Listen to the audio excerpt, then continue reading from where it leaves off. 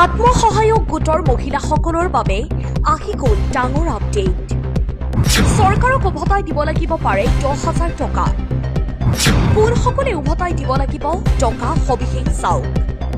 সকলো গোটৰ মহিলাৰ ঘৰে ঘৰে কৰা হ'ব মনিটৰিং। জীৱিকা সখী বাইদেউসকল নাইবা ভিঅ' সকলোৱে গোটৰ 10,000 টকাৰ চেক পোৱা সকলৰ ঘৰে ঘৰে গৈ মনিটৰিং কৰিব। যদি আপুনি 10,000 টকাৰ চেক লাভ কৰিছে নাইবা পাব তেন্তে এতিয়াই ভিডিঅ'টো শ্বেয়াৰ কৰক। অসমত যিমান আত্মসহায়ক গোটৰ মহিলা আছে যিসকলে 10,000 টকা পাইছে বা পাব সকলোৱে মনিটৰিং কৰা হ'ব। গোটৰ মহিলাসকলে কি ব্যৱসায় কৰিব সেইটো উল্লেখ কৰিব লাগিব মনিটৰিং কৰাৰ সময়ত।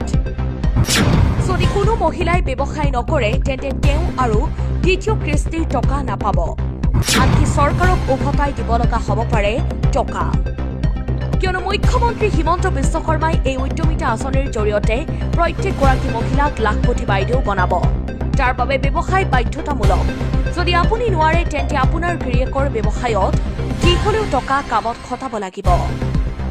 পৰৱৰ্তী কিস্তি টকা পাবলৈ আপোনাৰ বেংক একাউণ্ট যদি ডিবিটি লিংক নাথাকে তেন্তে এতিয়াই বেংকত গৈ ডিবিটি লিংক কৰক।